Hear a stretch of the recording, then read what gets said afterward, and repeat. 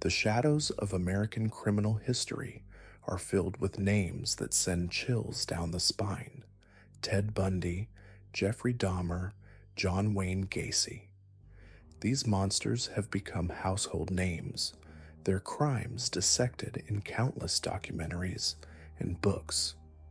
But for every serial killer who becomes infamous, there are dozens more whose names have been forgotten by the public, yet whose crimes were equally horrific, equally devastating to the families they destroyed. Today, we're diving into the darkest corners of criminal history to explore 5 serial killers whose names you probably don't recognize, but whose stories will haunt you long after this video ends.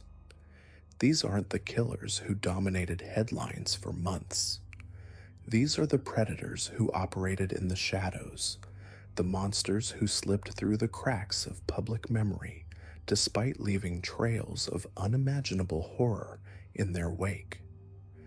Larry Eyler, who terrorized the highways of the Midwest, hunting young men with methodical precision.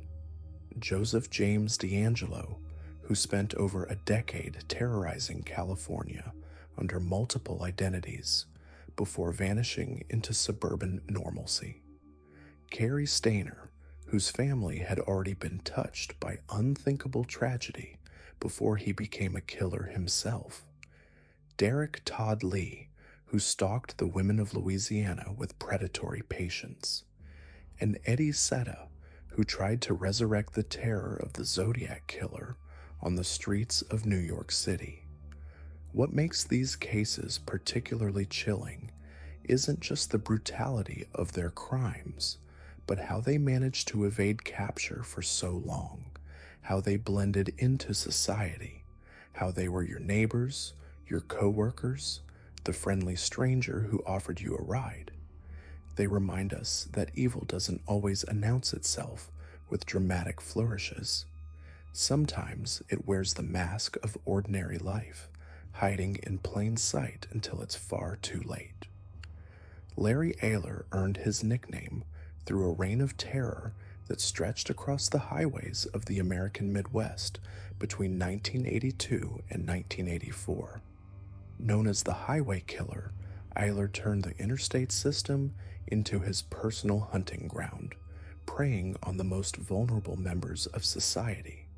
Young men, teenage boys, hitchhikers desperate for a ride, gay men leaving bars alone in the early morning hours, male prostitutes working the streets. These were his victims, people society too often overlooked, which made his crimes even more insidious. Eyler's method was as calculated as it was cruel. He would cruise the highways in his pickup truck, scanning for potential victims with the patience of a predator. When he found someone who fit his type, he would offer them a ride, often plying them with alcohol laced with sedatives like ethchlorvinyl. His victims would become drowsy, disoriented, unable to fight back effectively when Eyler revealed his true intentions. What happened next was a nightmare of restraints, sadomasochistic torture, and brutal violence that ended with stabbing and slashing wounds concentrated on the chest and abdomen. But Eyler's depravity didn't end with murder. Post-mortem mutilation was a signature of his crimes. Disembowelment, dismemberment, acts so savage that even seasoned investigators struggled to process the crime scenes. He would dump the bodies near interstate highways across Indiana and Illinois, leading to his infamous nickname. The transient nature of his crimes, the way he rarely killed in the same area twice, made it incredibly difficult for law enforcement to connect the dots and realize they were dealing with a single perpetrator. The most haunting aspect of Eyler's case is how close he came to being stopped much earlier. In 1978, 4 years before his known killing spree began, he was arrested for attempting to sexually assault and stab a teenage hitchhiker. The modus operandi was nearly identical to what would later terrorize the Midwest: handcuffs, bindings, the remote location. All the warning signs were there. Yet despite this earlier arrest and the clear pattern emerging, investigators lacked sufficient evidence for comprehensive surveillance. They kept informal track of his movements between Indianapolis and Chicago, but it wasn't enough. This failure of the system allowed Eiler to continue his deadly rampage for years. One of his confirmed victims was 16-year-old Daniel Bridges, a vulnerable youth who had become a habitual runaway and was working as a male prostitute to survive on the streets. On August 19, 1984, Bridges encountered Eiler in Rogers Park, Illinois. Eiler lured the teenager to his apartment, where he subjected him to the same horrific treatment he had inflicted on so many others. Bridges's murder would ultimately be the crime that brought Eiler to justice, with substantial evidence including fingerprints, bloodstains, and witness testimony leading to his conviction and death sentence. The year 1983 was particularly brutal, marking the height of Eiler's killing spree. 25-year-old John Johnson, a barman trying to make an honest living, disappeared one night and wasn't found until a month later in Lowell, Indiana. His body bore the familiar signs of Eiler's savage handiwork. On November 20th, 1983, 19-year-old William Lewis made the fatal mistake of accepting a ride from Eiler while hitchhiking. Lewis was stabbed to death and buried in a remote field near Rensselaer, Indiana, where his remains would later be discovered by investigators following Eiler's confession. Perhaps most tragic was the case of 21-year-old Daniel Scott McNeve, whose body was discovered in May 1983. The specific pattern of knife wounds, the restraint marks, the methodical nature of the violence immediately linked his murder to the growing list of victims attributed to the same killer. These weren't crimes of passion or random acts of violence. They were the work of a predator who had refined his technique through repetition, who had learned to kill efficiently and dispose of evidence effectively. Eiler's ability to evade capture for so long speaks to both his cunning and the challenges faced by law enforcement in an era before modern DNA analysis and computer databases that could easily link crimes across state lines. He understood that by constantly moving, by targeting transient populations, by choosing victims from marginalized communities, he could operate with relative impunity. The very people he chose to victimize were often those whose disappearances wouldn't immediately trigger massive search efforts. When Eiler was finally brought to trial, his defense team attempted to shift blame to an alleged accomplice, Robert David Little. Eiler claimed that while he was present during the murders, it was Little who actually carried out the killings. This attempt to minimize his responsibility fell flat with prosecutors and the jury, who saw through the manipulation to the cold-blooded killer beneath. The evidence against Eiler was overwhelming, the pattern of violence too consistent, too personal to be the work of someone who was merely an accomplice. Justice for Larry Eiler's victims came with a complex mix of closure and frustration. He was convicted and sentenced to death for the murder of Daniel Bridges, but he would never face execution. In 1994, while still on death row at Pontiac Correctional Center, Eiler died of AIDS-related complications. His death meant that many questions would remain forever unanswered. Many families would never have the satisfaction of seeing him pay the ultimate price for his crimes. But perhaps most significantly, shortly before his death, Eiler made a confession that sent shockwaves through law enforcement agencies across the Midwest. Through his defense attorney, Kathleen Zellner, he admitted to the murders of an additional 20 young men and boys, bringing his total confirmed victim count to at least 21. Initially, he had offered to confess to these 20 unsolved homicides in exchange for having his death sentence commuted to life imprisonment without parole. When that plea was rejected, the confessions remained sealed until after his death. The posthumous release of these confessions provided crucial closure for families who had spent years wondering what happened to their loved ones. Among the victims identified through Eiler's confessions was 16-year-old Keith Lavelle Bibbs, whose remains had been found in 1983 at an abandoned Indiana farm alongside 3 other victims. For over a decade, these had been John Doe's, nameless victims whose families never knew their fate.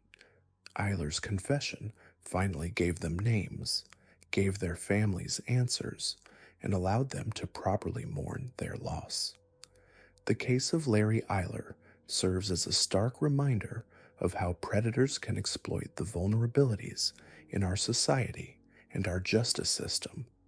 His victims were chosen specifically because they were marginalized, because their disappearances might not immediately trigger the kind of massive manhunt that would threaten his operation.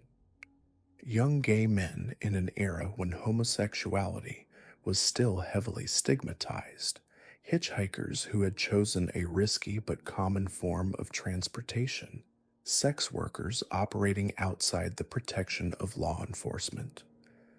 These were people living on the edges of society, and Eiler understood that their deaths might not receive the attention they deserved. The highway killer's legacy is one of missed opportunities and systemic failures, but also of eventual justice and the power of persistent investigation.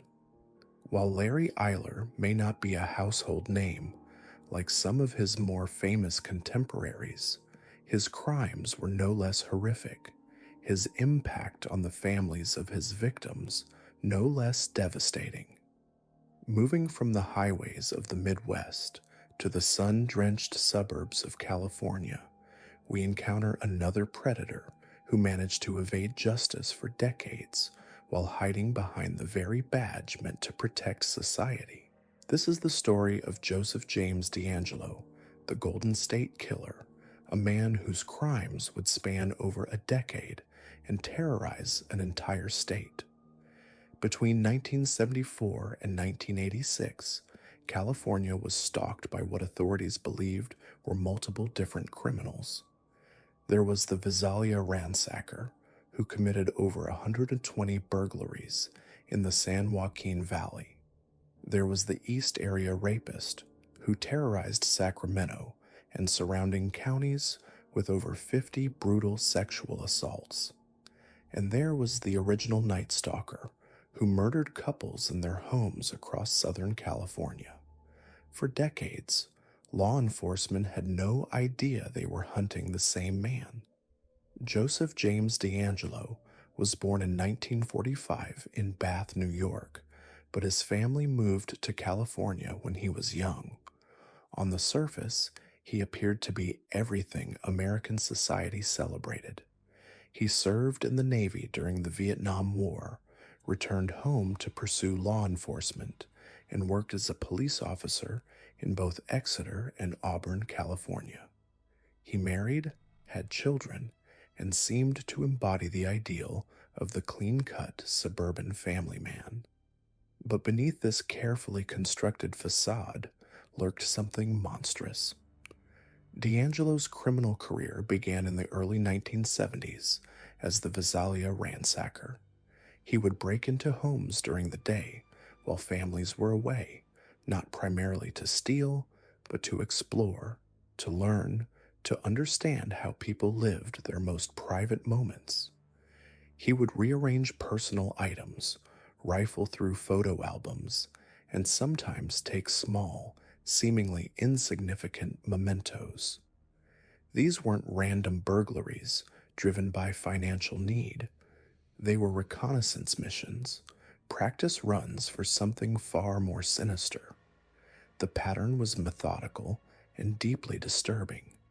D'Angelo would spend weeks or even months studying his targets. He would call their homes repeatedly, sometimes speaking in a high-pitched, childlike voice, other times remaining silent, breathing heavily into the phone. He would prowl their neighborhoods at night, learning their routines, their vulnerabilities, their fears. When he struck, it wasn't impulsive. It was the culmination of careful, predatory planning. As the East Area rapist, D'Angelo perfected his method of psychological torture.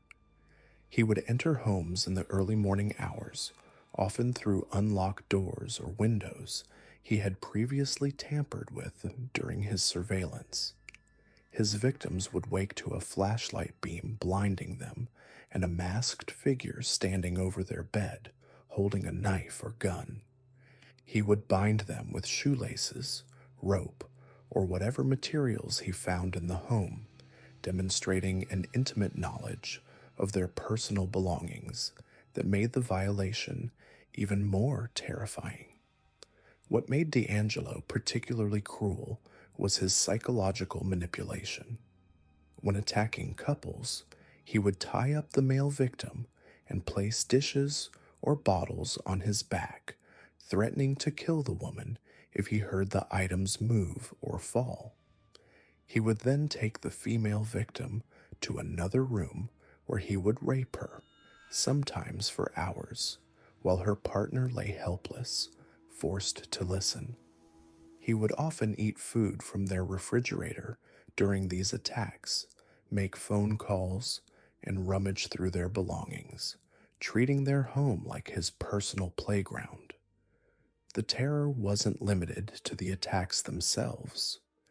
D'Angelo would sometimes return to victims' homes weeks or months later, proving he could access them whenever he chose. He continued his pattern of menacing phone calls, sometimes for years after the initial assault.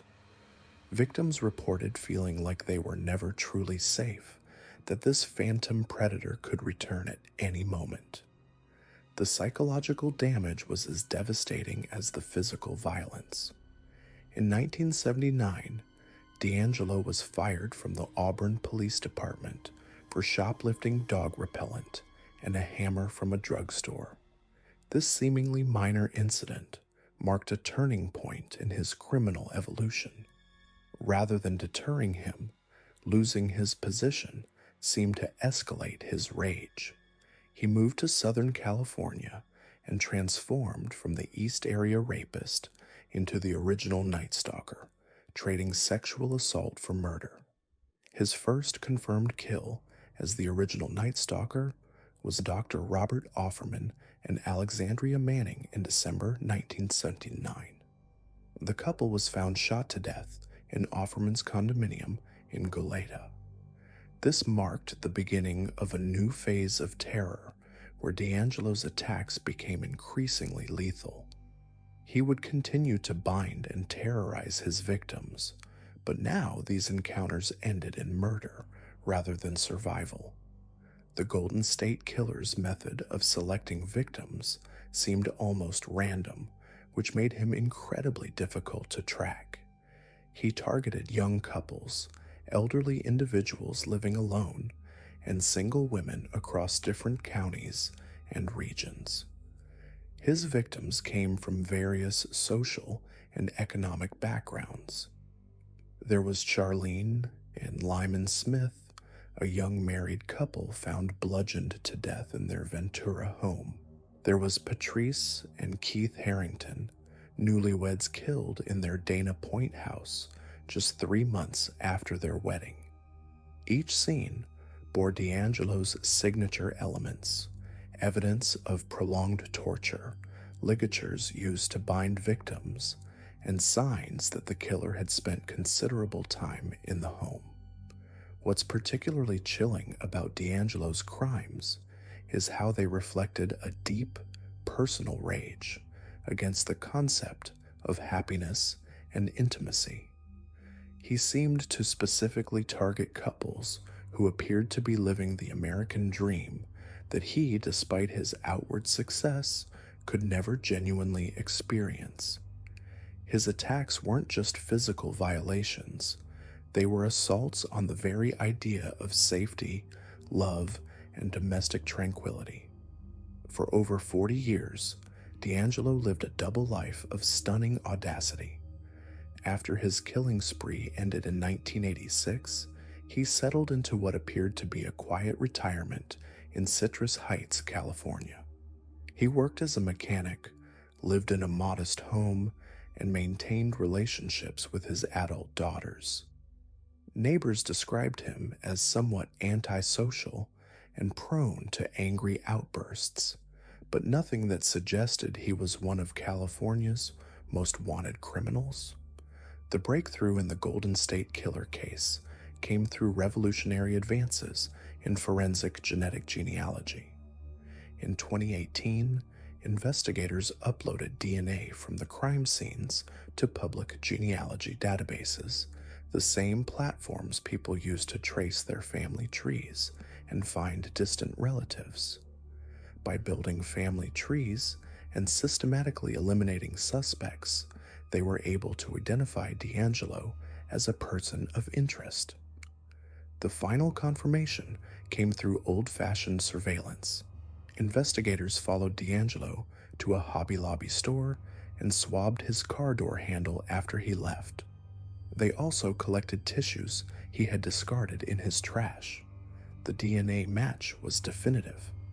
On April 24, 2018, Joseph James D'Angelo was arrested at his home, finally ending one of the longest-running serial killer investigations in American history. At his arrest, D'Angelo was a frail 72-year-old man who seemed almost pathetic compared to the monster he had been decades earlier. During court proceedings, he often appeared confused and feeble, leading some to question whether his condition was genuine or an act designed to garner sympathy. Victims and their families, some now elderly themselves, finally had the opportunity to confront the man who had destroyed their lives. In June 2020, D'Angelo pleaded guilty to 13 counts of first-degree murder and 13 counts of kidnapping, avoiding the death penalty in exchange for a sentence of life imprisonment without the possibility of parole. As part of his plea agreement, he also admitted to 161 uncharged crimes involving 61 additional victims. During the proceedings, he offered a brief statement claiming he was driven by an inner person that he couldn't control, but his words provided little comfort to those whose lives he had shattered. D'Angelo's case revolutionized criminal investigations and raised important questions about privacy and genetic databases. His capture demonstrated the power of new forensic techniques, but also highlighted how a predator could hide in plain sight for decades, protected by time, geography, and the limitations of investigative technology. The Golden State Killer had been living among his potential victims for years after his crimes ended, a chilling reminder that evil doesn't always announce itself with obvious signs. The story of Joseph James D'Angelo reveals how a man entrusted with protecting society could become its greatest threat. His badge gave him knowledge of police procedures, access to homes and information, and a credibility that helped him avoid suspicion. He understood how investigations worked because he had been part of them. He knew how to avoid leaving evidence because he had been trained to collect it. The very system designed to catch criminals had inadvertently trained one of the most prolific predators in American history. Today, D'Angelo sits in a California prison, finally paying for crimes that terrorized an entire state. But the questions his case raises about trust, authority, and the hidden nature of evil continue to haunt investigators and communities alike. How many other predators are hiding behind badges, uniforms, or positions of respect? How many other monsters are living quiet suburban lives while their victims still wake up screaming from nightmares that began decades ago?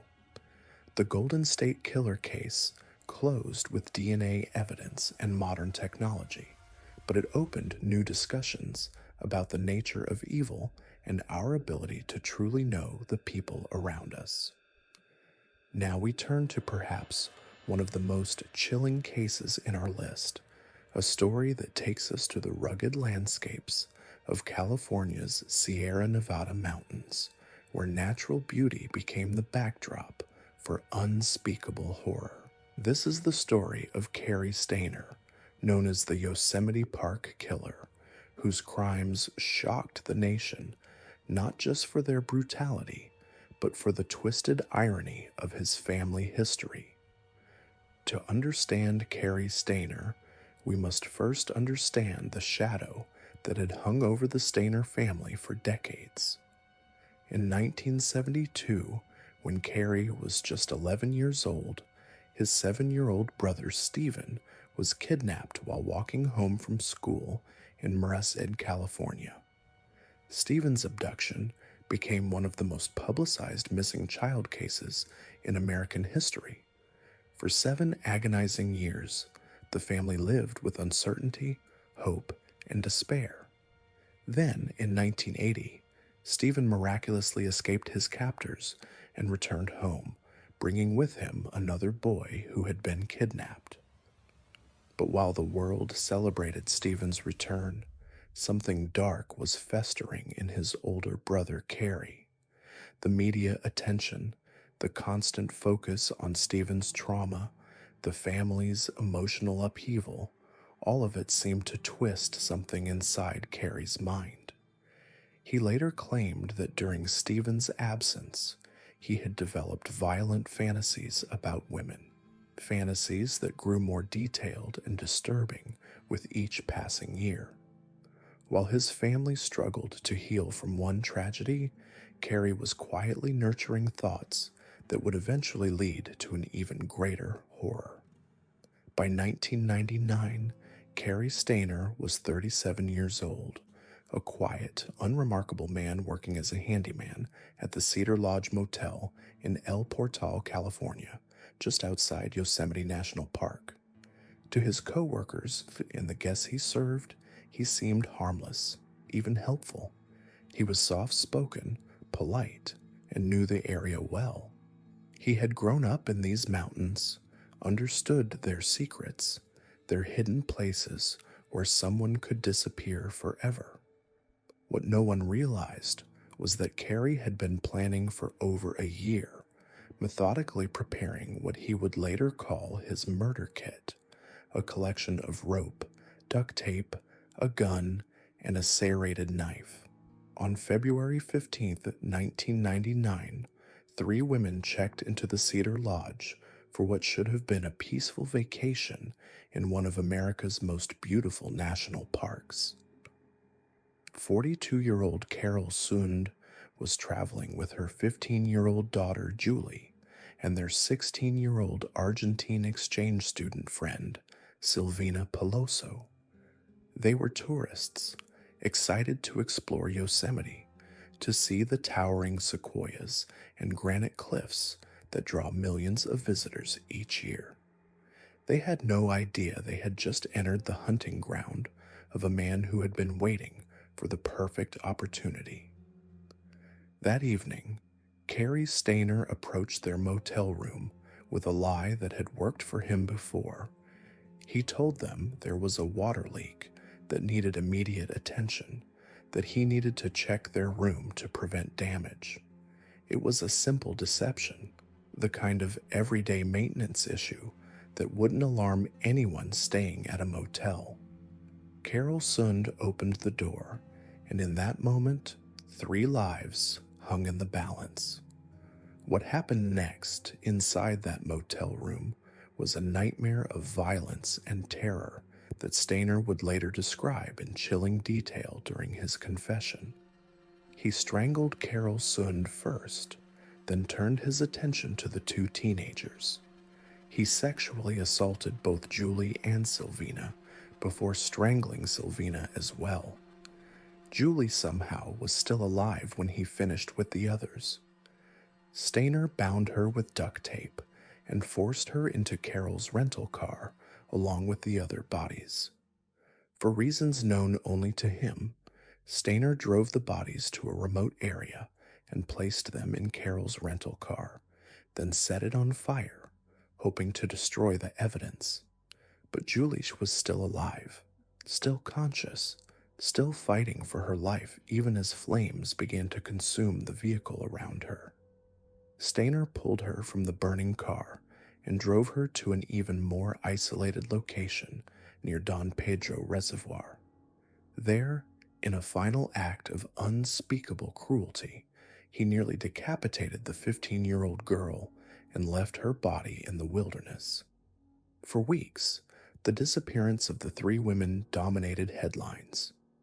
Yosemite National Park, a place associated with family vacations and natural wonder, suddenly felt sinister and dangerous. Search teams combed the vast wilderness, following false leads and growing increasingly desperate. The burned car was discovered, and the bodies of Carol Sund and Sylvina Peloso were identified, but Julie remained missing. Then, acting on an anonymous tip that he had called in himself, authorities found Julie's remains. The caller had claimed to be a psychic, but investigators now know it was Stainer, playing a sick game with law enforcement. The FBI launched one of the largest investigations in the park's history. They interviewed hundreds of people, including Carrie Stainer, who as a Cedar Lodge employee had routine contact with guests. But Stainer was convincing in his role as a helpful witness. He expressed appropriate shock and concern, offered to help in any way he could, and gave no indication that he was anything other than a local worker disturbed by the terrible crimes that had occurred in his workplace. For months, the investigation stalled. Then, on July 21st, 1999, 26-year-old Joey Armstrong, a naturalist for the National Park Service, finished her workday at the Yosemite Institute and returned to her cabin near Foresta. Joey was passionate about nature education, spending her days teaching children about the park's ecology and wildlife. She lived alone in a small cabin, surrounded by the wilderness she loved. She had no idea that Carrie Stainer had been watching her, studying her routines, planning her death.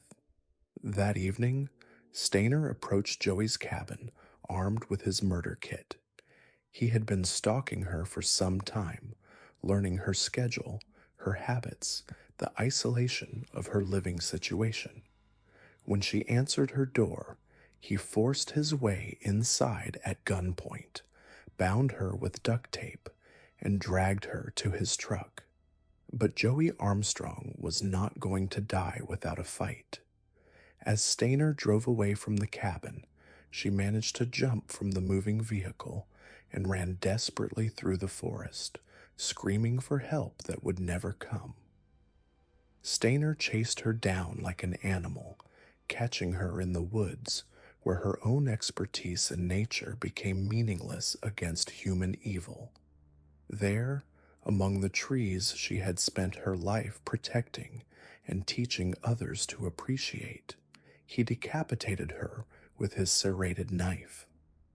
Her body was discovered the next day by other park employees who had come looking for her when she failed to report to work. The murder of Joey Armstrong galvanized the investigation in a way the previous killings had not. This was a park employee, someone known and loved by the tight-knit community of people who worked in Yosemite. The FBI knew they were dealing with someone familiar with the area, someone who could move through the park without attracting attention. They began focusing more intensively on current and former park employees. Cary Stayner's name came up again during this phase of the investigation, and this time, something felt different to the agents questioning him. His story about his whereabouts during Joy's murder didn't quite add up. Witnesses placed him in areas he claimed he hadn't been. Small inconsistencies began to pile up, creating a picture of deception. On July 24th, 1999, just 3 days after Joey Armstrong's body was discovered, FBI agents arrested Cary Stayner. What happened next shocked even experienced investigators. Rather than maintaining his innocence or demanding a lawyer, Stayner seemed almost relieved to finally tell his story. During hours of interrogation, he confessed not just to killing Joey Armstrong, but to the murders of Carol Sund, Julie Sund, and Silvina Peloso as well.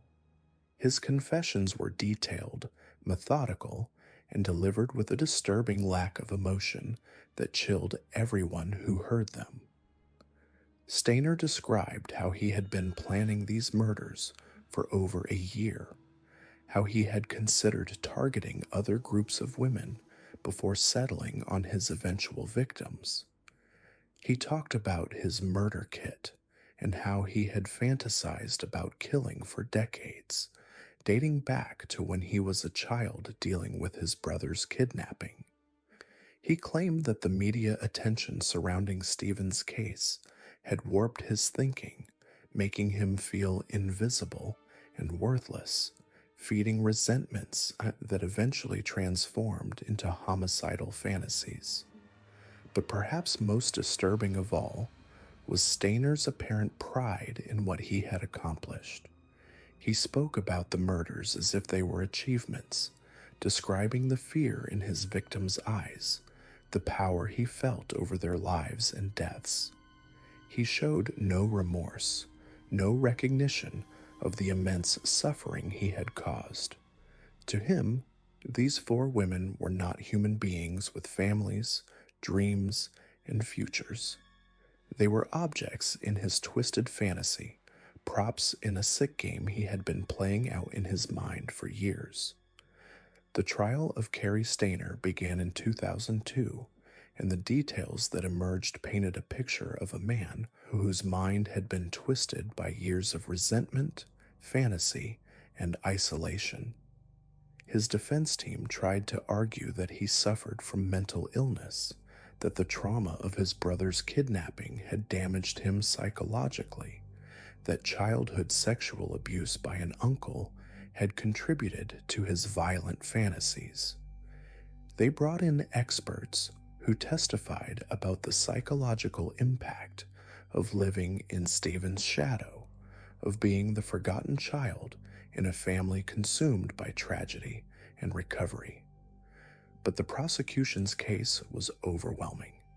Stayner's detailed confessions, physical evidence linking him to the crime scenes, and witness testimony created an undeniable picture of guilt. The jury heard recordings of Stayner describing his crimes with clinical detachment, explaining how he had planned each murder, how he had selected his victims, how he had disposed of their bodies. There was no question of his guilt, only of whether he would face life in prison or death. On December 12, 2002, after deliberating for less than 2 days, the jury sentenced Cary Stayner to death for the murder of Joey Armstrong. He had already been sentenced to life without parole for the murders of the 3 tourists. As the verdict was read, Stayner showed no emotion, no recognition of the magnitude of what he had done or what awaited him. Today, Cary Stayner sits on death row at San Quentin State Prison, one of more than 700 inmates awaiting execution in California. He has been there for over 2 decades now, and with California's moratorium on executions, he may remain there for the rest of his natural life. He rarely grants interviews, rarely communicates with the outside world.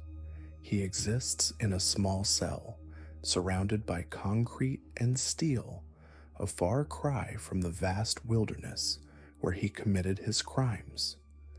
The Stayner case represents one of the most tragic ironies in the annals of American crime.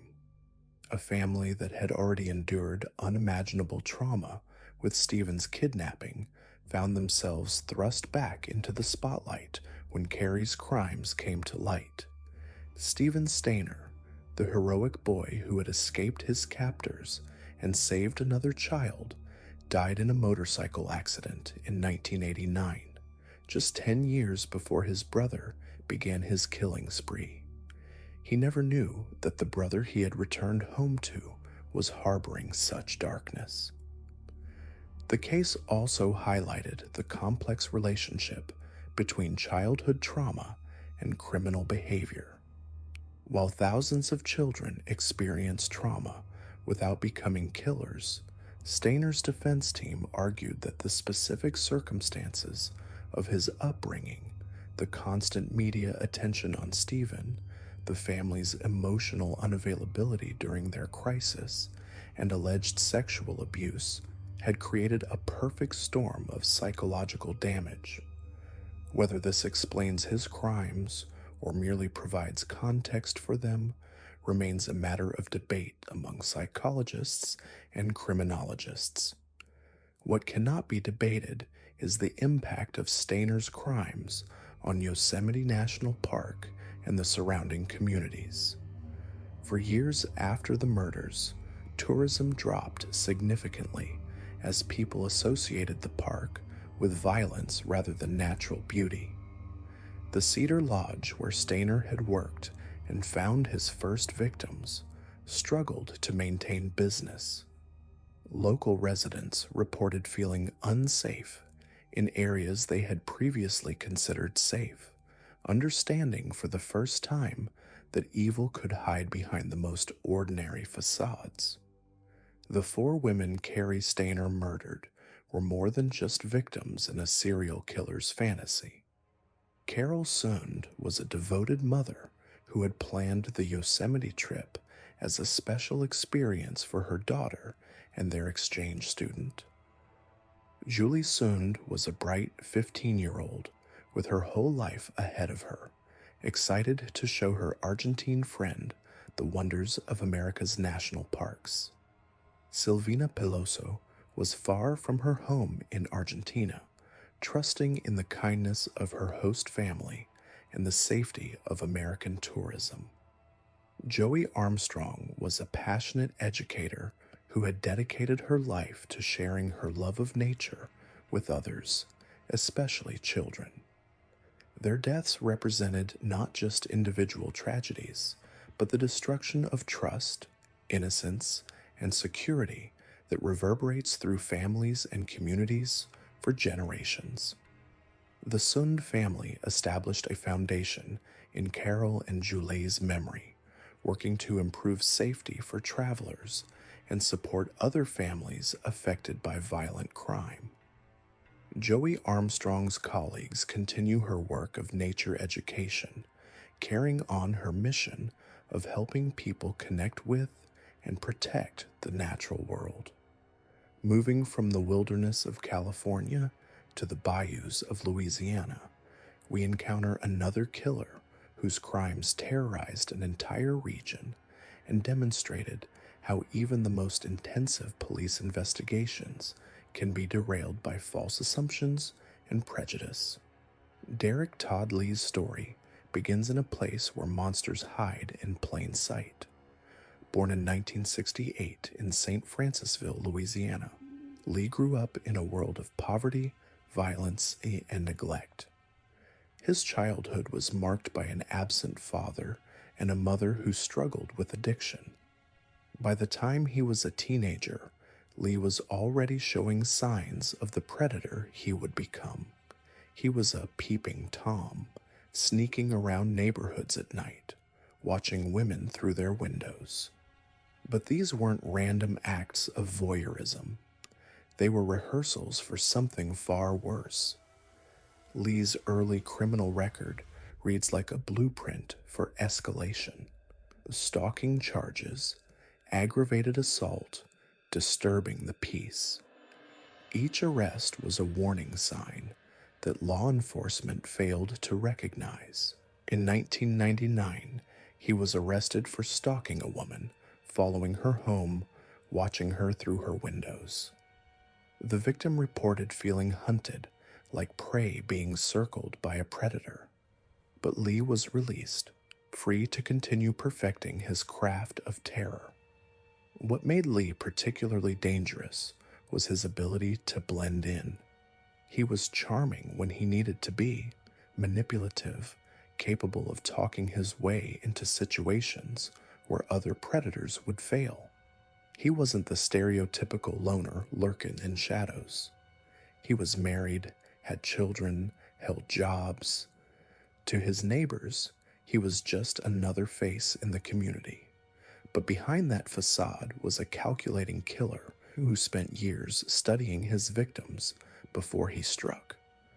Lee's hunting ground was the areas surrounding Baton Rouge and Lafayette, Louisiana. Between 1998 and 2003, he terrorized these communities, leaving a trail of brutalized women in his wake. His method was methodical and terrifying. He would stalk women for weeks, sometimes months, learning their routines, their vulnerabilities, their schedules. He knew when they came home from work, when they were alone, when they were most defenseless. His first confirmed victim was Gina Wilson Green, a 41-year-old nurse who lived alone in a quiet Baton Rouge neighborhood. On September 24, 2001, Lee talked his way into her home, likely posing as a maintenance worker or someone in need of help. Once inside, he raped and strangled her, stealing her cell phone and purse before disappearing into the night. Green's body wasn't discovered for days, and when it was, the brutality of the attack shocked even seasoned investigators. But Lee was just getting started. In January 2002, he targeted Geraldine DeSoto, a 21-year-old student who lived with her husband in Addis, Louisiana. Lee broke into their home while DeSoto's husband was at work. He stabbed her multiple times, leaving her to die in a pool of blood. The attack was so vicious that investigators initially suspected it was personal, focusing their investigation on DeSoto's husband rather than considering the possibility of a serial killer. The murder that would define Lee's reign of terror came in May 2002. Charlotte Murray Pace was a 22-year-old LSU graduate student, bright, ambitious, with her whole life ahead of her. She lived alone in a townhouse near the university campus. Lee had been watching her, learning her patterns, waiting for the perfect moment to strike. On May 31st, 2002, he broke into her home through a back door. What happened to Charlotte Murray Pace defies comprehension. Lee didn't just kill her, he destroyed her. She was raped, stabbed 81 times, and bludgeoned with such force that her skull was fractured.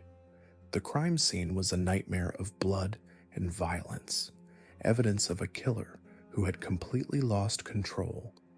But this wasn't random rage. The positioning of her body, the ritualistic nature of the wounds, suggested this was exactly what Lee had fantasized about during his months of stalking. The Pace murder sent shockwaves through Baton Rouge. This wasn't just another random crime. The level of violence, the obvious planning involved, made it clear that a predator was hunting in their community. Women began changing their routines, installing security systems, looking over their shoulders. But Lee wasn't deterred. If anything, the fear he was creating seemed to energize him. In November 2002, Lee expanded his hunting ground to Lafayette, Louisiana. Trenacia Dane Colum was a 23-year-old Marine who had survived combat deployments only to become a victim in her own home. Lee kidnapped her from her residence, taking her to a remote location where he beat her to death with blunt force trauma to the head. Her body was found days later, discarded like garbage in a wooded area. What made Colum's murder significant wasn't just the brutality, but what it revealed about Lee's methodology. For the first time, investigators realized they weren't looking for a killer who targeted only white women. Colum was black, which forced police to reconsider their entire profile of the perpetrator. Early in the investigation, law enforcement had incorrectly assumed the killer was white, a mistake that may have cost precious time and possibly lives. Lee's final confirmed victim was Carrie Lynn Yoder, a 26-year-old doctoral student at LSU studying biological sciences. On March 3, 2003, Lee abducted her from her apartment complex. Like his previous victims, Yoder was raped, beaten, and strangled. Her body was found near where another victim, Pam Kinamore, had been discovered months earlier. The location wasn't coincidental. Lee was playing games with investigators, leaving bodies in places that would send a message. He could kill anywhere, anytime, and there was nothing they could do to stop him. Pam Kinamore herself had been one of Lee's most high-profile victims. The 44-year-old antique stealer was abducted from her home in July 2002. Her disappearance triggered a massive search effort, with hundreds of volunteers combing the Louisiana wilderness. When her body was finally found 3 days later, the cause of death was strangulation, with defensive wounds suggesting she had fought desperately for her life. Throughout this reign of terror, Lee remained a ghost. Despite the mounting body count, despite the DNA evidence linking the crimes, investigators couldn't identify their suspect. The breakthrough came through painstaking detective work and advances in DNA technology. Crime scene evidence from multiple murders was processed and matched, confirming that a single killer was responsible for at least 7 deaths. The investigation took a crucial turn when authorities began conducting DNA sweeps, asking men in the community to voluntarily provide samples for elimination purposes. Lee initially avoided these sweeps, but as the net tightened around him, he became increasingly paranoid. In May 2003, investigators finally had enough evidence to obtain a warrant for his arrest. On May 27, 2003, Derek Todd Lee was apprehended in Atlanta, Georgia, by federal agents. He didn't resist arrest, didn't try to run. When they took him into custody, he was calm, almost relieved. The 5-year killing spree that had terrorized Louisiana was finally over. But Lee never confessed. Even when confronted with overwhelming DNA evidence, even when faced with multiple death sentences, he maintained his innocence. During his trials, prosecutors painted a picture of a methodical predator who had spent years perfecting his techniques. The evidence was overwhelming. DNA matches at multiple crime scenes, witness testimony placing him near victims' homes, a clear pattern of escalating violence. In 2004, Lee was convicted of first-degree murder in the death of Charlotte Murray Pace and sentenced to death. He was later convicted of second-degree murder in the death of Geraldine DeSoto and sentenced to life in prison. The difference in charges reflected the prosecutor's ability to prove sexual assault in the Pace case, which elevated the crime to capital murder. The trials revealed disturbing details about Lee's methods. He had been a student of his victims, sometimes watching them for months before striking. He knew their schedules, their habits, their vulnerabilities. He chose women who lived alone, who wouldn't be missed immediately, who couldn't fight back effectively.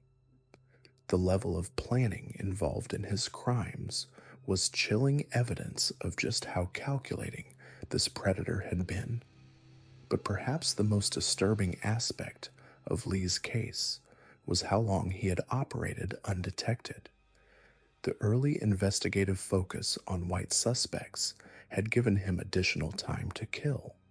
His ability to present himself as a helpful, harmless individual had allowed him access to victims who might otherwise have been suspicious. He was a master manipulator who used society's assumptions about both killers and victims to his advantage. On January 21st, 2016, Derek Todd Lee died of heart disease while on death row at Louisiana State Penitentiary. He was 47 years old and had spent more than a decade awaiting execution. His death brought a measure of closure to the families of his victims, but it also meant that questions about his crimes would never be fully answered. The true scope of Lee's crimes may never be known.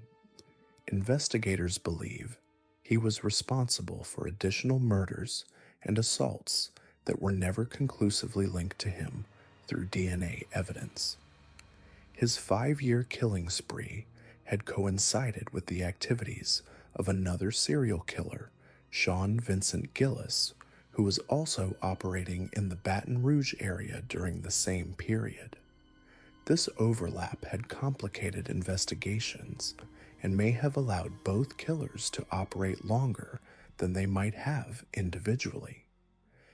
Lee's case highlighted critical flaws in how law enforcement approaches serial crime investigations. The initial assumption that the killer was white had delayed his capture and possibly cost lives. The failure to recognize the escalating pattern in his early arrests for stalking and assault had missed opportunities for intervention. Most troubling of all, his ability to manipulate his way into victims' homes revealed how predators exploit social conventions and trust to access their prey. The women who died at Derek Todd Lee's hands were more than just statistics in a criminal case. They were daughters, sisters, students, professionals with dreams and aspirations cut short by a predator who saw them only as objects for his violent fantasies. Gina Wilson Green was a dedicated nurse who had spent her career helping others.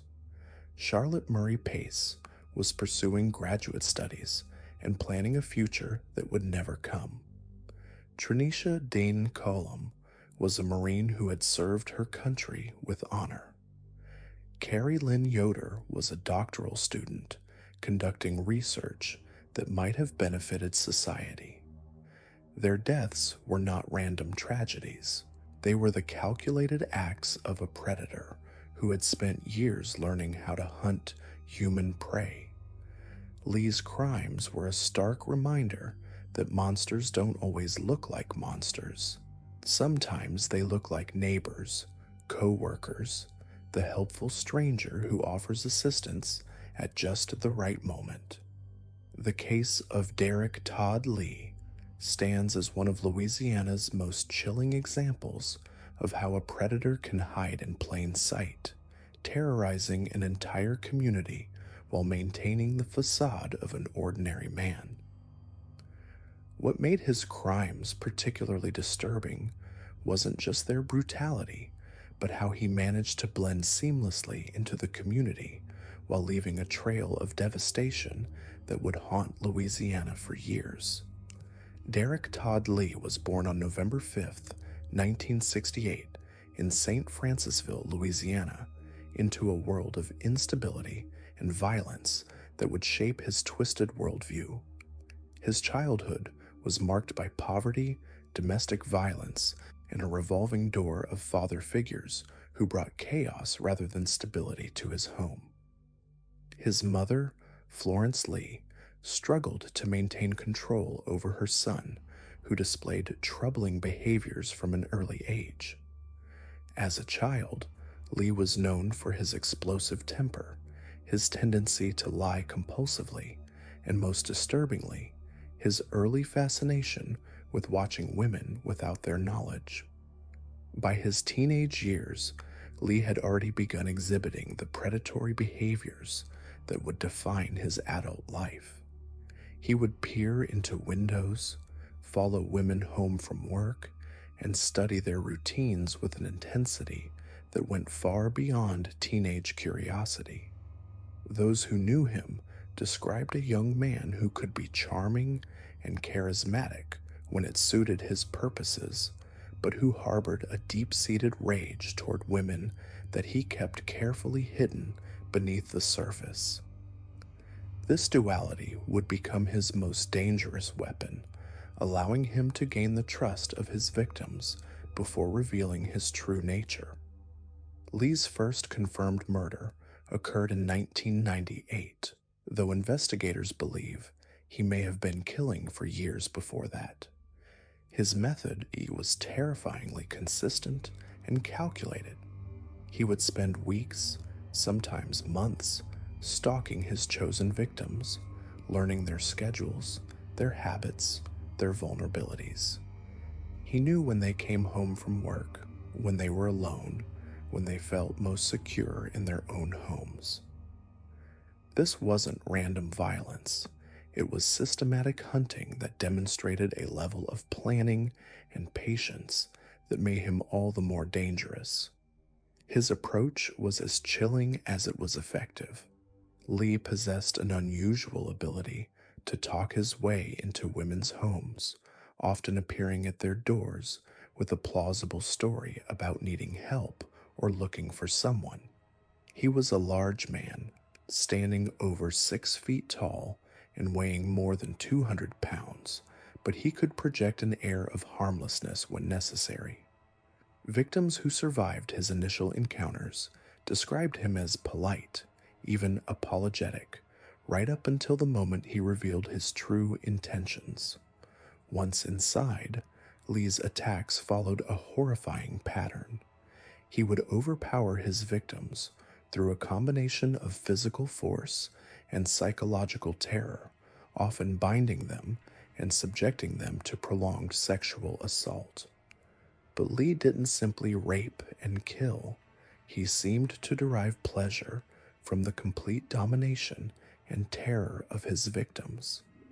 Survivors reported that he would taunt them, describing in detail what he planned to do to them, drawing out their fear and helplessness as if feeding off their anguish.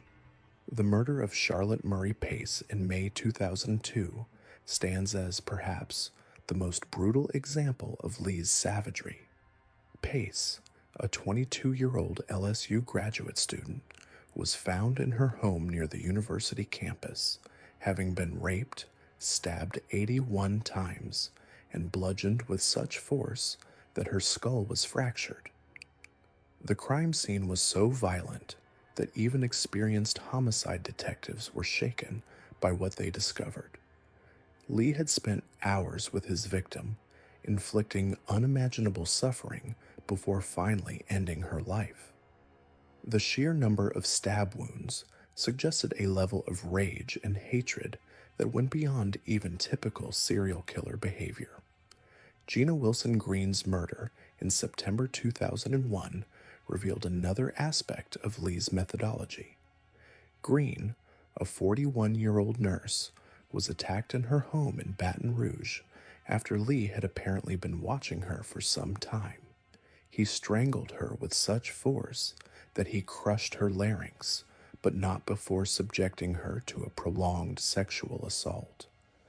What made this crime particularly chilling was the evidence that Lee had been in her home before, possibly on multiple occasions, studying the layout and planning his attack. Investigators found signs that he had moved items around the house, almost as if he was playing a twisted game with his intended victim. The case of Trinacia Dane Colum marked a significant escalation in Lee's crimes. In November 2002, the 23-year-old was kidnapped from her home in Lafayette, Louisiana, and her body was later found in a remote wooded area. She had been beaten to death with such force that her skull was completely shattered. What made this murder particularly significant was that Colum was Lee's first known black victim, and her abduction from Lafayette expanded his hunting ground beyond the immediate Baton Rouge area. This development forced investigators to reconsider their geographic profiling and realize they were dealing with a killer whose range was broader than initially believed. Perhaps most tragically, many of Lee's victims fought desperately for their lives, leaving behind evidence of their courage in the form of defensive wounds and DNA evidence that would eventually lead to his capture. Pam Keenamore, a 44-year-old antique shop owner, was found 3 days after her disappearance in July 2002, her body dumped under a bridge in Whiskey Bay. Despite being bound and sexually assaulted, she had managed to scratch her attacker, collecting crucial DNA evidence under her fingernails that would prove instrumental in linking Lee to multiple crimes. The investigation into what became known as the Baton Rouge serial killings was initially hampered by a critical error in profiling. Based on witness descriptions and traditional profiling methods, investigators initially believed they were looking for a white male. This misconception, which persisted for months, allowed Lee to continue killing while police focused their attention elsewhere. The error wasn't corrected until DNA evidence definitively linked the crimes, and investigators were forced to reconsider their assumptions about the killer's race. Lee's ability to evade capture was enhanced by his seemingly normal life outside of his crimes. He was married with children, worked various jobs including construction and landscaping, and loved in the communities where he hunted. Neighbors and acquaintances described him as quiet but friendly, someone who would wave hello and help with yard work.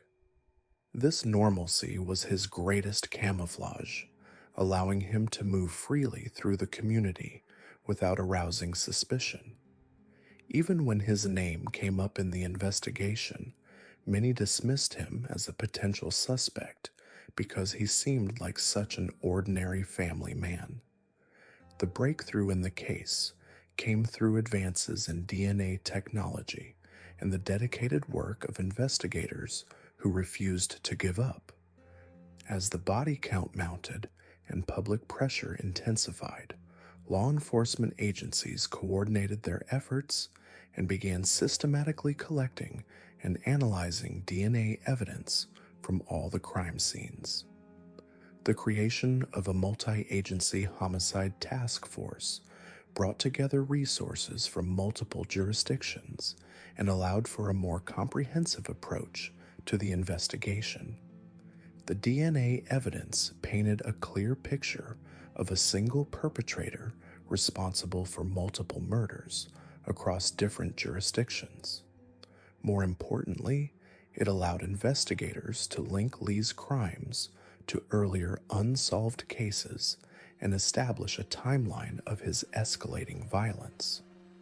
The genetic evidence was so compelling that it overrode all other considerations and forced investigators to abandon their preconceived notions about the killer's identity.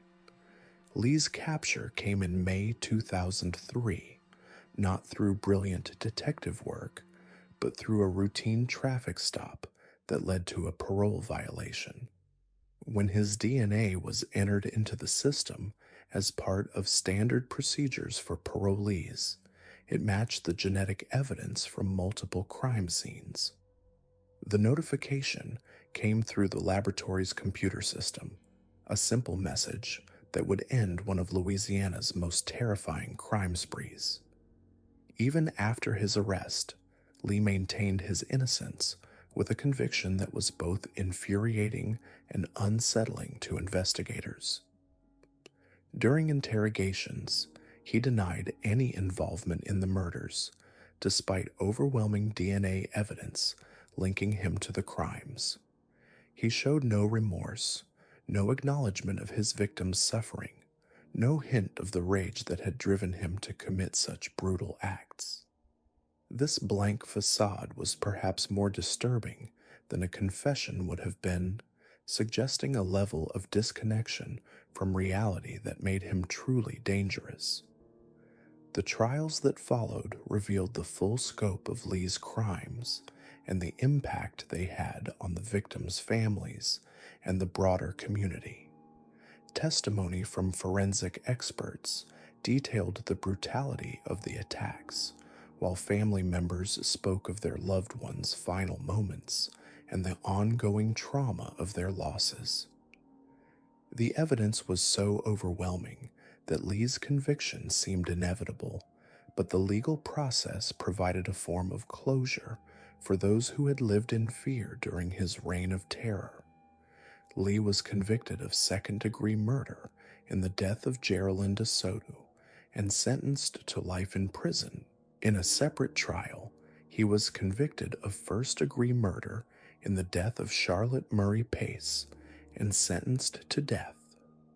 The different charges reflected the specific circumstances of each crime, with Pace's murder including sexual assault that elevated it to a capital offense under Louisiana law.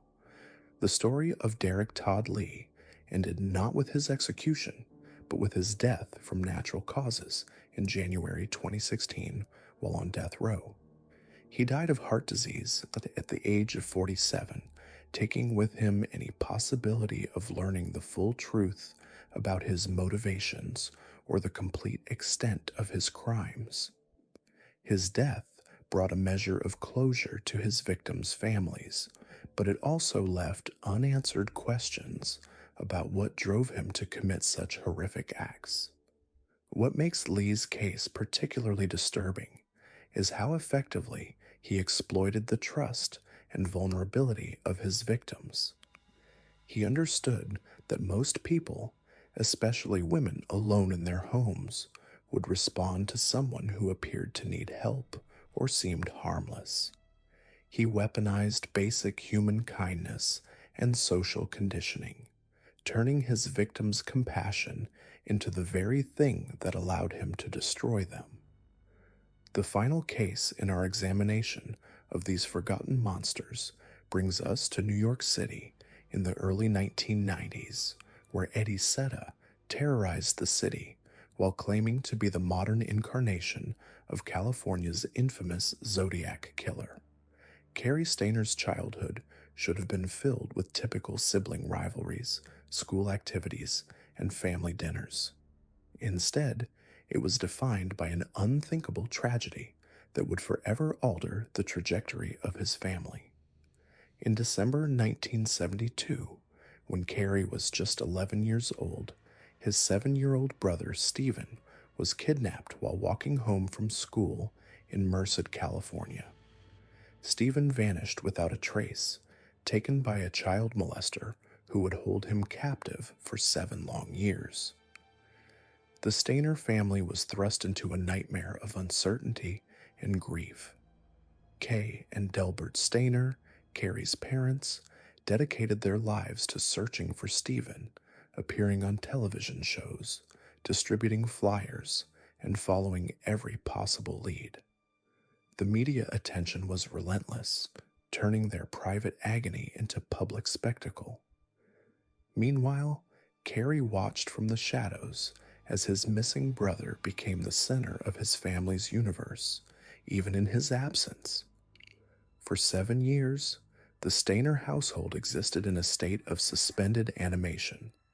Every conversation eventually circled back to Stephen. Every family gathering felt incomplete. Every birthday and holiday was a reminder of who wasn't there. Carey, navigating his teenage years during this period, found himself increasingly invisible. His parents, consumed by their search for Stephen, had little emotional energy left for their other children. Teachers and neighbors knew him only as Stephen Stainer's brother, the boy whose sibling had been kidnapped. Then, in March 1980, came the miracle that should have healed everything. Stephen escaped his captor and returned home, now 14 years old and accompanied by another kidnapped boy he had helped rescue. The reunion was broadcast across America, a story of hope and survival that captivated the nation. Stephen was hailed as a hero, the brave boy who had saved himself and another child. Book deals and movie rights followed. The family appeared on talk shows, sharing their joy and relief with millions of viewers. But miracles, Carey would learn, sometimes come with hidden costs. Stephen's return didn't restore the family to what it had been before the kidnapping. Instead, it created a new kind of dysfunction. Stephen struggled to readjust to normal life after years of captivity and abuse. He was rebellious, angry, and deeply traumatized. The media attention continued, making privacy impossible, and Carey, now 18, found himself even more forgotten than before. He was still just Stephen Stainer's brother, but now Stephen was a living, breathing hero who commanded all the attention Carey had never received. The resentment that had been building in Carey for years began to fester into something darker. He watched as Stephen received counseling, support, and endless understanding for his behavioral problems. Meanwhile, Carey's own struggles were dismissed as typical teenage angst. When Stephen got into trouble, it was explained away as trauma from his ordeal. When Carey acted out, he was simply told to be grateful his brother was home. As an adult, Carey Stainer appeared to lead an unremarkable life. He worked various jobs, never married, and lived quietly in the shadow of his family's famous tragedy. He found work as a handyman and eventually landed a job at the Cedar Lodge Motel in El Portal, California, just outside Yosemite National Park. To his co-workers, he seemed like a gentle giant, soft-spoken and helpful. He was the kind of person who blended into the background, someone you might see every day but never really notice. But inside Carey's mind, dark fantasies had been growing for years. He later told investigators that he had been having violent sexual fantasies since he was 7 years old, around the time Stephen was kidnapped. These weren't fleeting thoughts, but elaborate scenarios that he would replay obsessively.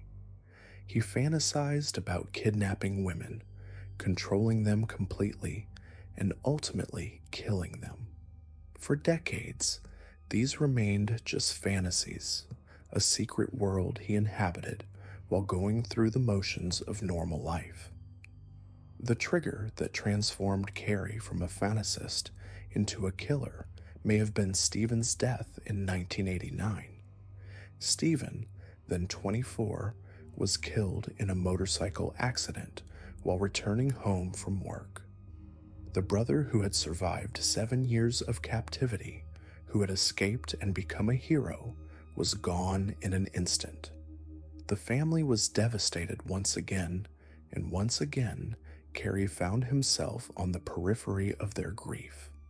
Stephen was mourned as a hero, a survivor who had overcome unimaginable trauma only to have his life cut short. Carrie, meanwhile, was expected to be strong, to support his parents through their loss. Stephen's death seemed to remove the last barrier holding back Carrie's violent impulses. If Stephen could die so randomly, so meaninglessly, then maybe life itself was meaningless. Maybe the only way to feel powerful, to feel important, was to take control in the most absolute way possible. The fantasies that had sustained him for years began to feel insufficient. He needed something more. In February 1999, opportunity presented itself in the form of 3 women checking into the Cedar Lodge. Carol Sund, 42, was vacationing with her 15-year-old daughter, Julie, and their 16-year-old family friend, Silvina Peloso, an exchange student from Argentina. They were typical tourists, excited to explore Yosemite and create memories together.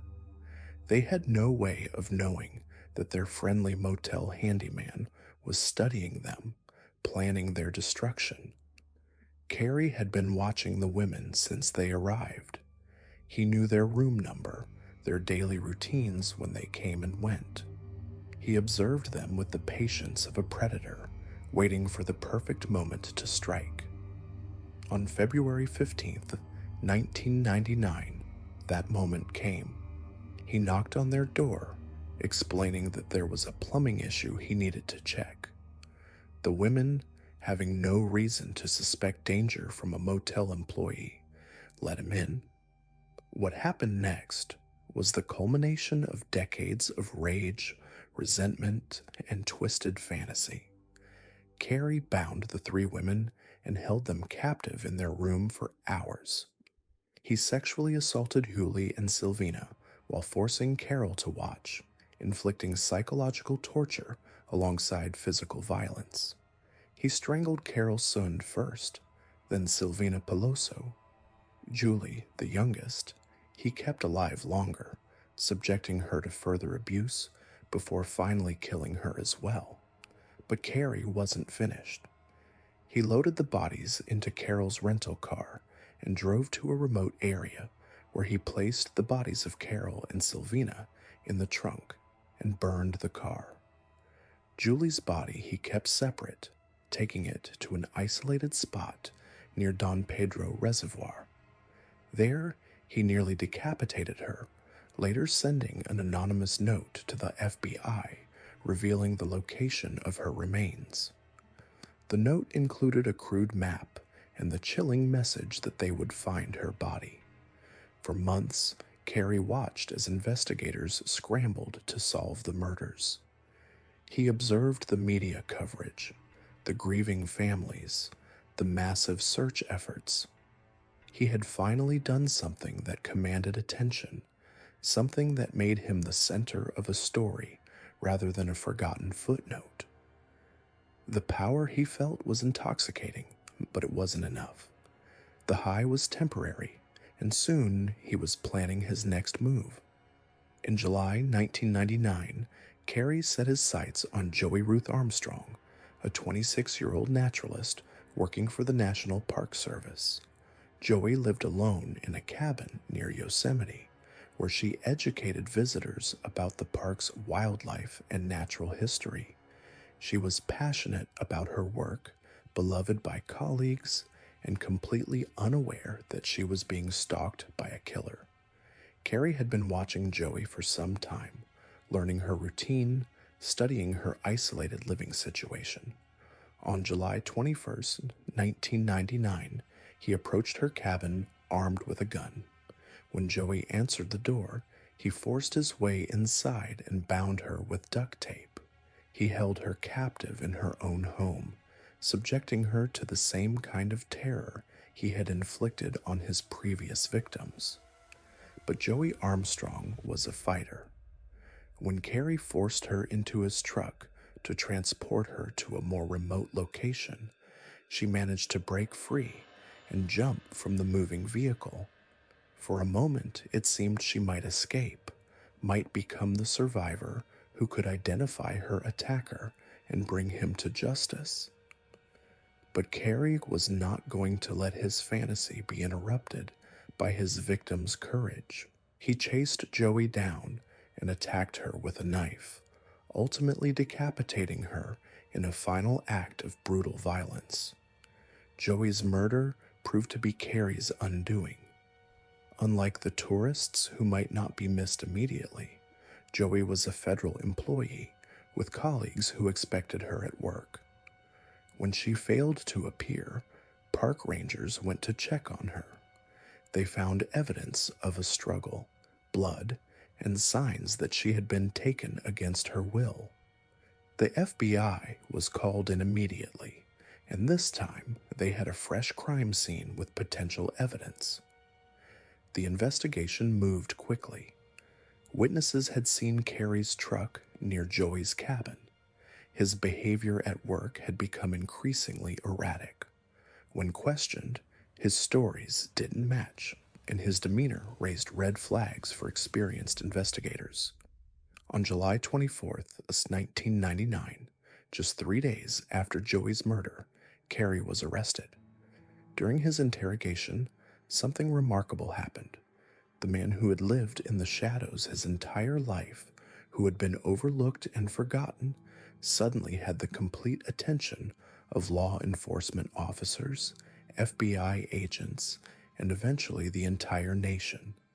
For the first time in his life, people were hanging on his every word. And Carey Stayner began to talk. He confessed not just to Joey Armstrong's murder, but to the killings of Carol Sund, Guli Sund, and Silvina Peloso as well. He provided details that only the killer could know, describing his methods, his motivations, and his lack of remorse. He told investigators that he had been planning these murders for over a year, that he had assembled what he called a murder kit containing rope, duct tape, a gun, and knives. He had fantasized about different scenarios, different victims, before settling on the women at the Cedar Lodge. Most chillingly, Carey revealed that the murders weren't crimes of passion or opportunity, but the fulfillment of fantasies he had been nurturing for decades. He spoke about his violent thoughts as if they were old friends, companions that had sustained him through years of feeling invisible and unimportant.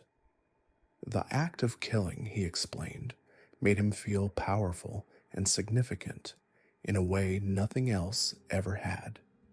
The revelation that Stephen Stayner's brother was a serial killer sent shockwaves through the community and the nation.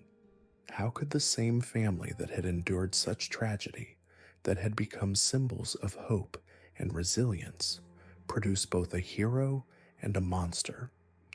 The media struggled to make sense of the contradiction, to find a narrative that could explain how two brothers could take such radically different paths.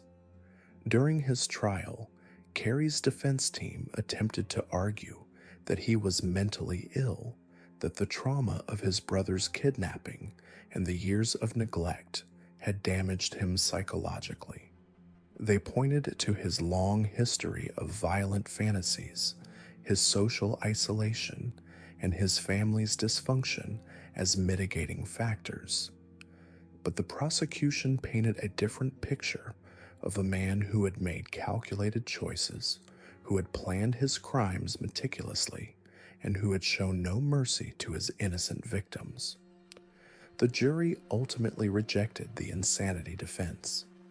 In 2002, Carey Stayner was convicted of 4 counts of first-degree murder and sentenced to death. He showed no emotion as the verdict was read, maintaining the same calm demeanor he had displayed throughout the trial. Even in the face of his own mortality, he seemed almost satisfied with the attention his crimes had finally brought him. Today, Cary Stayner sits on death row at San Quentin State Prison, where he has been for over 2 decades.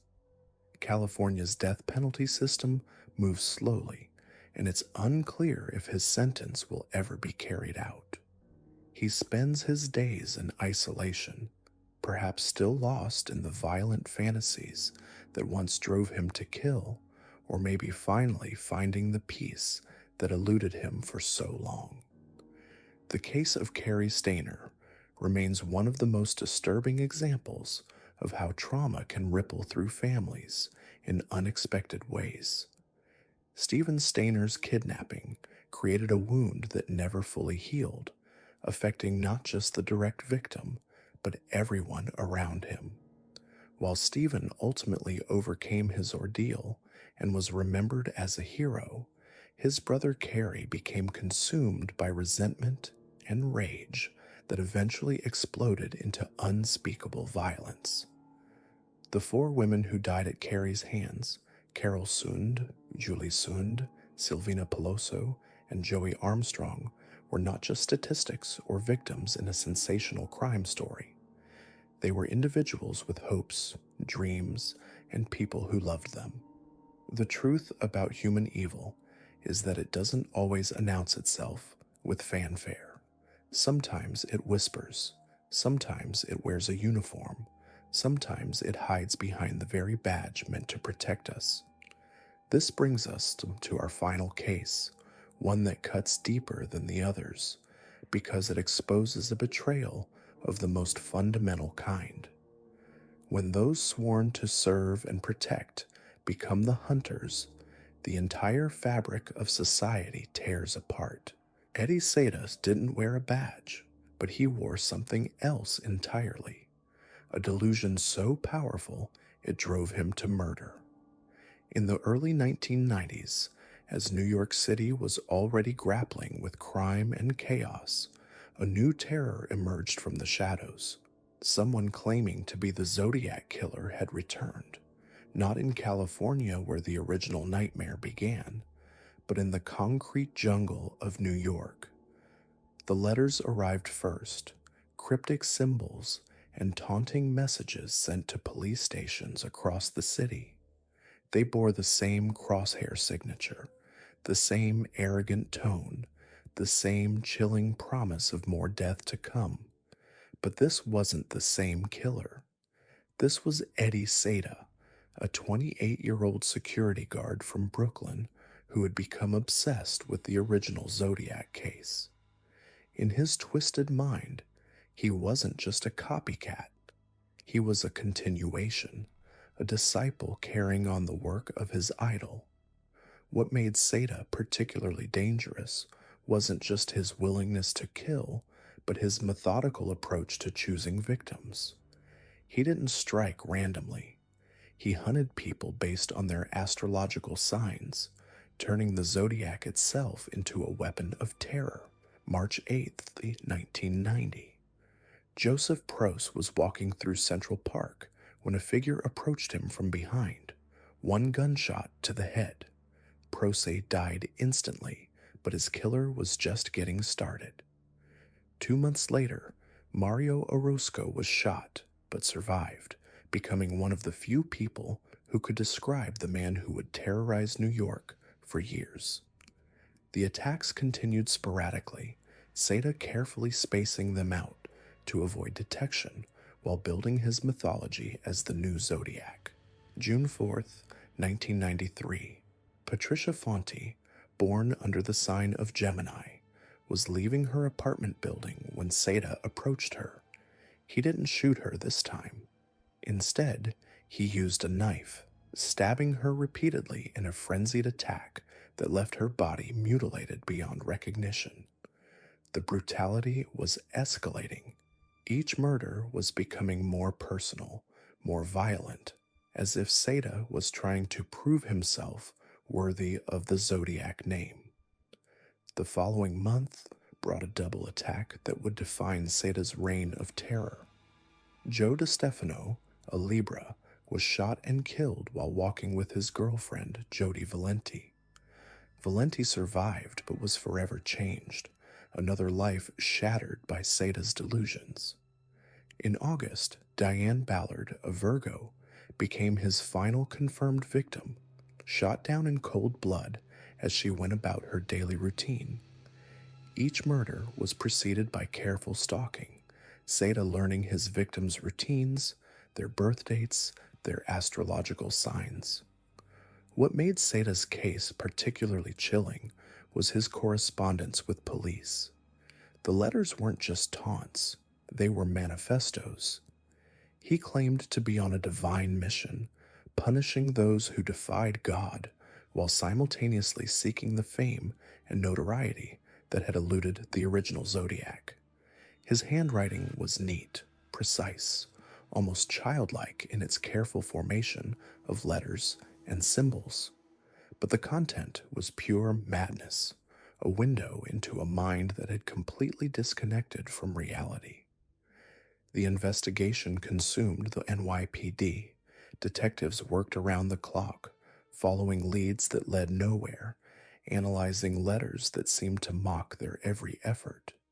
The city lived in fear, not knowing who might be next, what sign might mark them for death. The randomness was the most terrifying part. Unlike other serial killers who targeted specific types of victims, Sada's only criteria was the date of birth. Anyone could be next. But Sada's downfall came from the most unexpected source, his own family. His half-sister Stella had lived with the growing suspicion that something was deeply wrong with Eddie.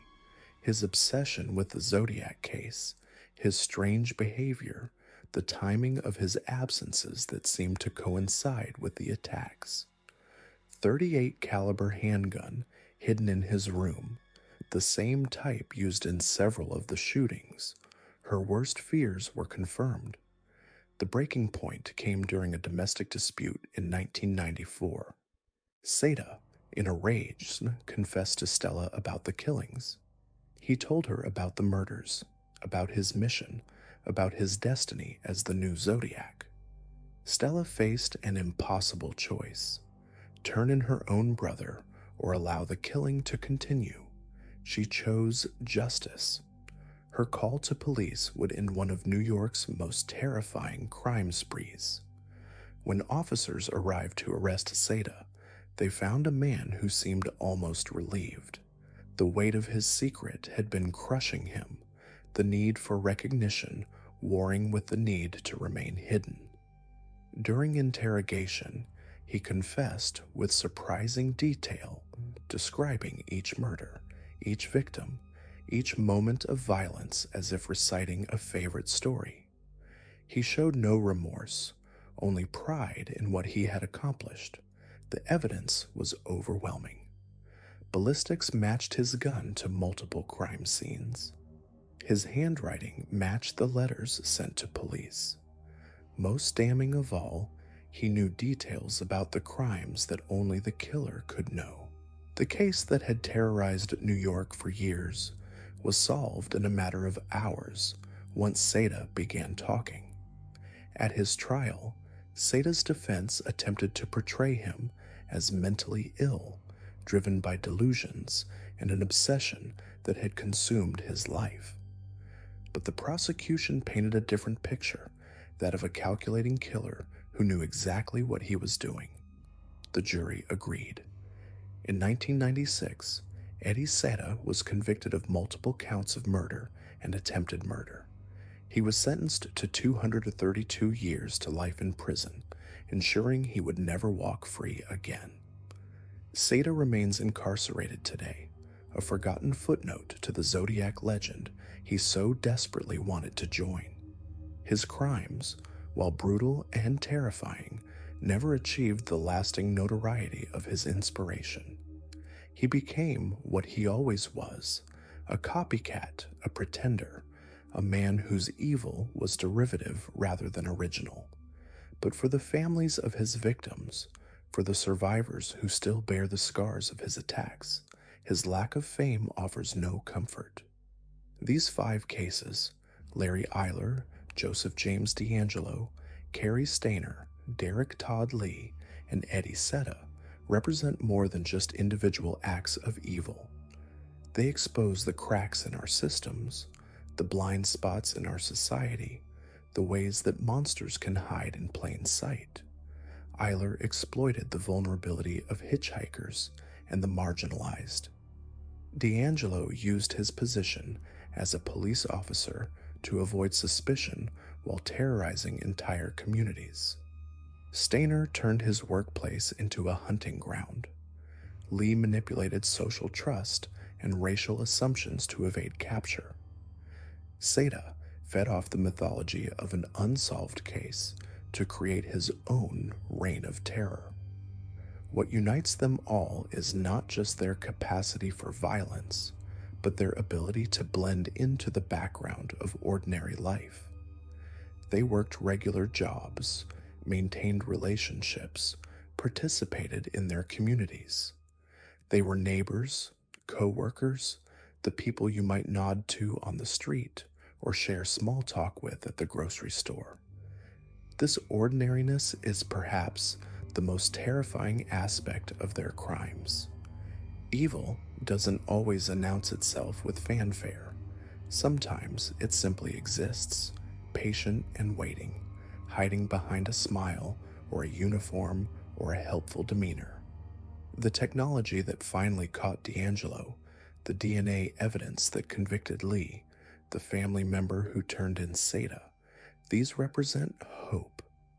They show that even the most careful predators can be caught, that justice, however delayed, can still be served. But they also remind us that for every monster we catch, others may still be out there, perfecting their methods, choosing their victims, waiting for the perfect moment to strike.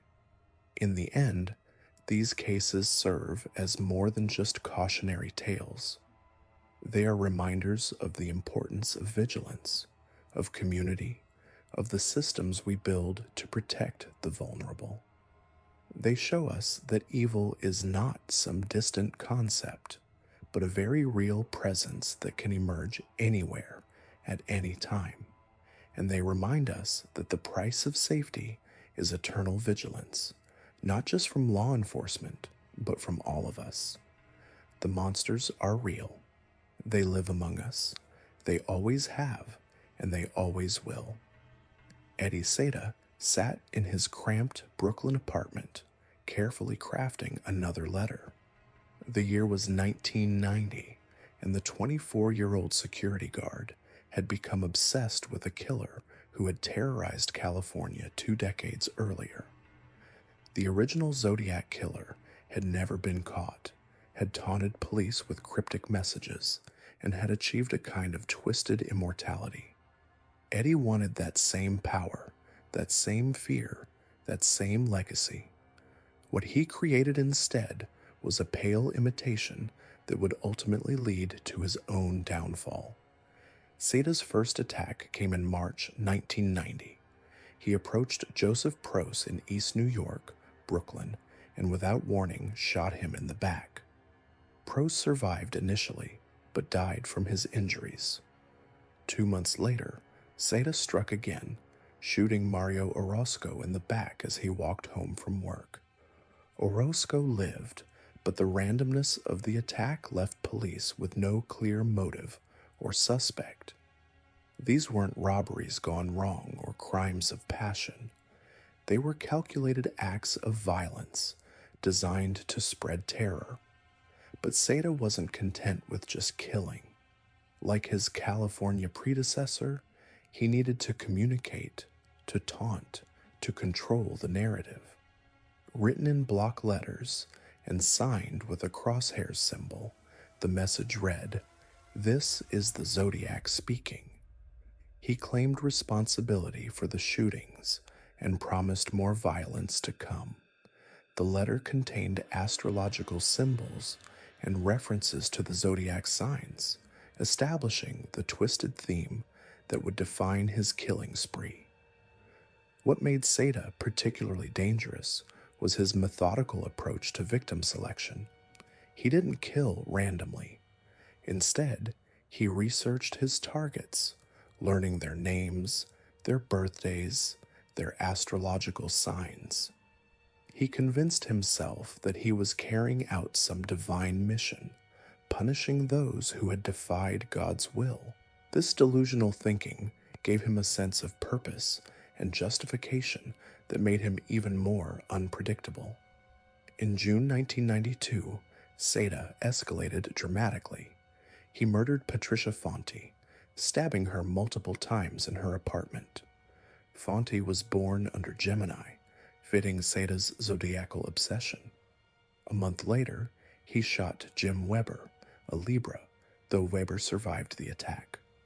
The pattern was becoming clearer to investigators, but the astrological connection seemed so bizarre that many dismissed it as coincidence. The letters continued to arrive, each one more threatening than the last. Seda wrote to police, "Zodiac will attack." He included crude maps, astrological symbols, and references to specific dates that held meaning in his twisted worldview. The media coverage only fed his ego, and he began to see himself as a celebrity, a mastermind who was outwitting the entire New York Police Department. In August 1992, Seda committed his most brutal murder yet. He shot and killed Joseph Diacone, then mutilated his body with a knife. The attack was so savage that even hardened detectives were shaken. Seda had crossed a line from calculated killing to frenzied violence, suggesting that his mental state was deteriorating rapidly. The investigation was complicated by Seda's ability to blend into his environment. He worked as a security guard, lived quietly with his family, and showed no obvious signs of being a killer. His co-workers described him as quiet and unremarkable. He was hiding in plain sight, just another face in the crowd of millions of New Yorkers. But Seda's downfall began with his own family. His half-sister, Stella, had grown increasingly suspicious of his behavior. She noticed his obsession with astrology, his collection of weapons, and his detailed knowledge of the Zodiac killings. When she found newspaper clippings about the murders hidden in his room, along with astrological charts and handwritten notes, her suspicions turned to certainty. The breaking point came in June 1994 during a family argument. Seda, in a moment of rage, confessed to Stella that he was the Zodiac copycat. He told her about the killings, about the letters, about his plan to become more famous than the original Zodiac. Stella faced an impossible choice: protect her brother or protect potential future victims.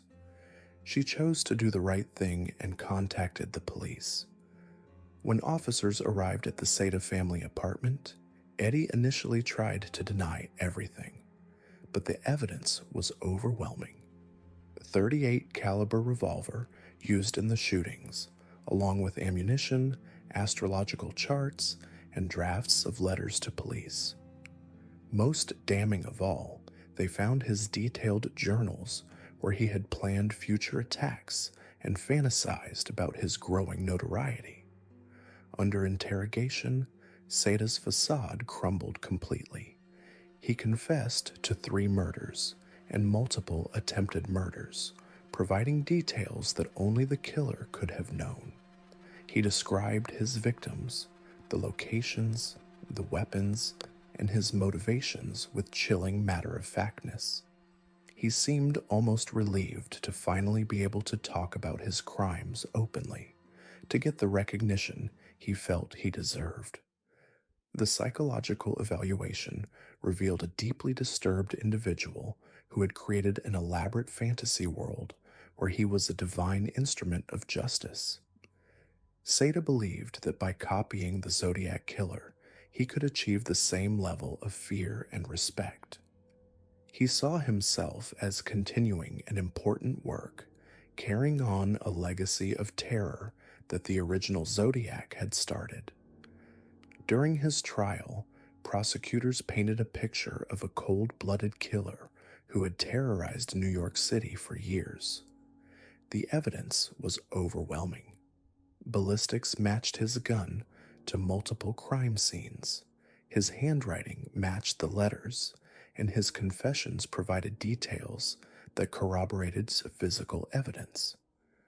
The defense tried to argue mental illness, but the premeditation and calculated nature of his crimes suggested someone who knew exactly what he was doing. In 1998, Eddie Seda was convicted of multiple counts of murder and attempted murder. He was sentenced to 232 years to life in prison, ensuring he would never have the chance to kill again. Unlike his idol, the original Zodiac killer, Seda's reign of terror had come to a definitive end. The case revealed how dangerous copycat killers could be, especially when they became obsessed with unsolved crimes. Seda's desire to emulate the Zodiac killer had driven him to commit horrific acts of violence, but his need for recognition ultimately led to his capture. His sister's courage in reporting him likely saved numerous lives and brought justice to his victims' families. Today, Eddie Seda remains in prison, a forgotten footnote in the history of serial killers. His attempt to achieve notoriety by copying a more famous killer ultimately backfired. While the original Zodiac killer remains unidentified and continues to fascinate the public, Seda is remembered only as a pale imitator who brought nothing but pain and suffering to innocent people. The stories of these 5 killers serve as stark reminders that evil often wears the most ordinary faces.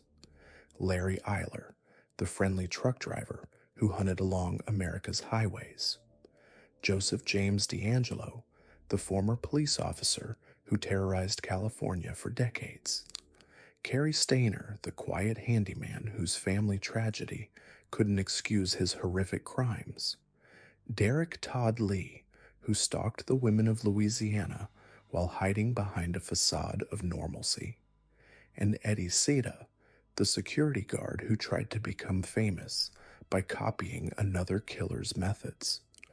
Each of these men managed to evade suspicion for years by blending into society, by appearing normal, by exploiting the trust and assumptions of those around them. They remind us that monsters don't always look like monsters. Sometimes they look like the person sitting next to you on the bus, or working at the store where you shop, or living in the house down the street.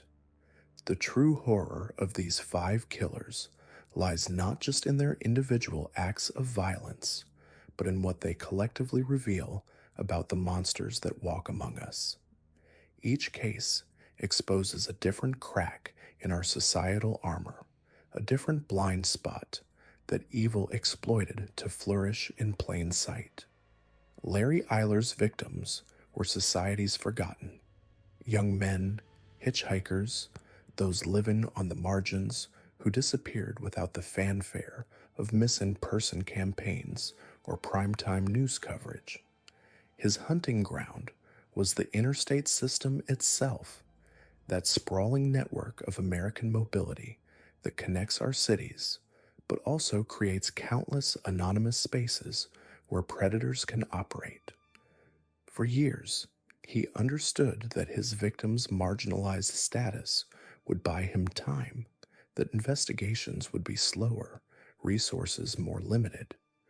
The very highways that symbolize American freedom became arteries of death, carrying him from victim to victim across state lines, while jurisdictional confusion hampered the pursuit. Joseph James DeAngelo represents perhaps the most chilling betrayal of public trust. Here was a man sworn to protect and serve, using his badge and training to perfect his predatory skills. He knew police procedures because he was part of them. He understood evidence collection because he participated in it. He could read investigative files and know exactly how close authorities were getting to catching him. The Golden State Killer wasn't just hiding from law enforcement, he was law enforcement. Every day he went to work, he walked among colleagues who were hunting the very monster they shared coffee with, discussed cases with, trusted to have their backs. The technological breakthrough that finally caught D'Angelo also reveals how many monsters from previous generations simply got away. Before DNA, before genetic genealogy, before digital surveillance, killers like D'Angelo could disappear into suburban anonymity once their active phases ended.